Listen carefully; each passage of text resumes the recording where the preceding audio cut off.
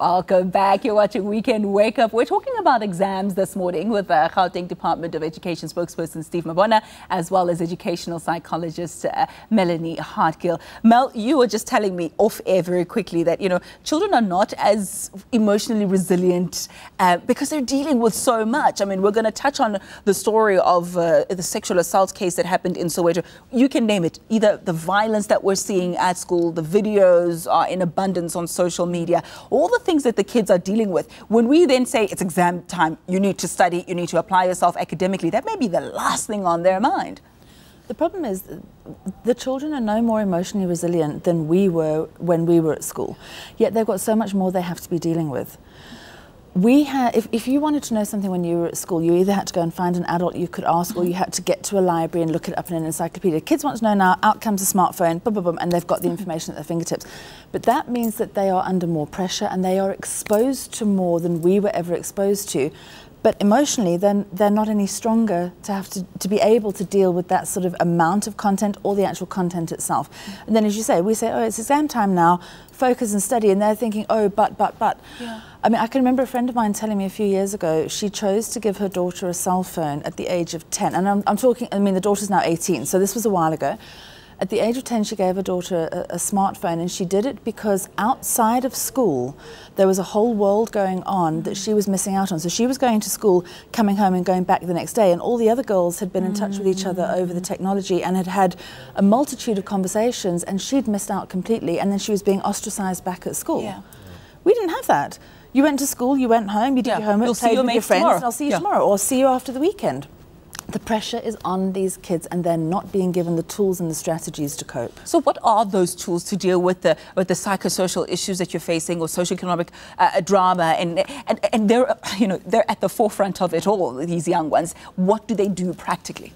Look, I think that as parents we tend to put them under additional pressure because we know how important all of this is, but they're not unaware of that. So I think what we need to do as parents is provide more nurturing support than actual pressure.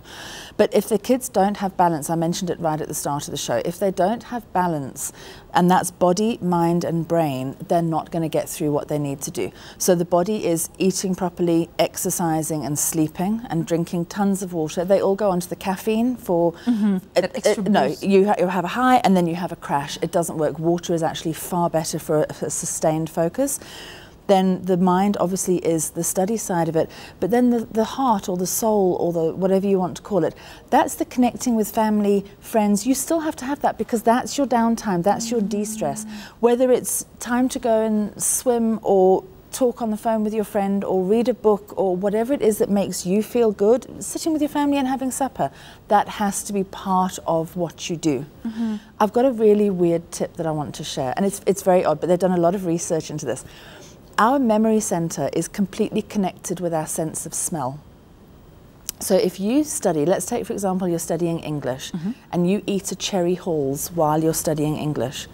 When you go into the exams, if you eat that same Cherry Halls, it helps enhance your memory. You are kidding. I'm absolutely serious. So now you choose a flavor per subject. So you're studying English with Cherry Halls, and you're studying maths with licorice, and you're studying geography with, what is it, peaches and apricot, beaches, whatever it is, and you have that same scent and flavour, and it helps enhance your memory in an exam situation. The odd part about it is the only smell or flavour that doesn't seem to translate is pineapple. Go figure. Who knew? Who knew?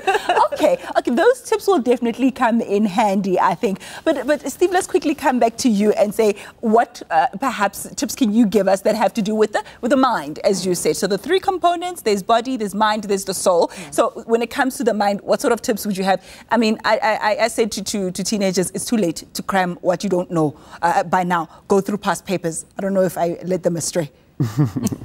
No. You know, it's important to rest now a bit, because remember, they've been studying so hard throughout the year. So you need to rest a bit, and you then go back to what you have studied, just to polish. Don't need to really go back to everything that we have done, because it will be an overkill. So you do that and take rest, like as she advised. And the liquids will do, because your body must also be in a position to can go with the strain, because at some point you will be anxious, sleeping. When you're anxious, it doesn't come. Yeah. So you toss and turn all yes, night, and then so before you you'll know be it, waiting right. whether am I ready or not. So you need that level of at least rest a bit.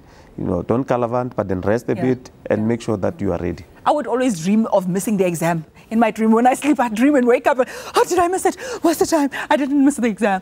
But okay, let's now come back to the stakeholders in support of the children. We speak of parents, we speak of the school governing body, teachers, you name it. I then want to just zone in on the particular incidents that we saw as a country where over 80 children, were molested by this adult who was supposed to care for them, to show them how to cross the road, etc. My understanding is that you'll be meeting with the governing body. Are the parents also going to be there? The meeting is taking place today?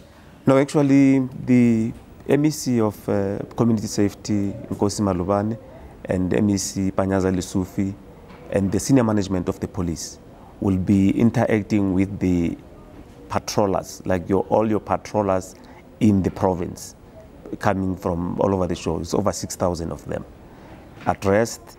But then what is important is for us to rescreen them, re-vet, and make sure that we have people that we can entrust security or safety of our learners, with. So that's what we'll be doing today. No any other stakeholders invited. It's only those, because it's an intensive program. We're starting at around 12. Make sure that we know when they go back, even if there are some maybe detailed information that we'll still need, but would have processed all of them.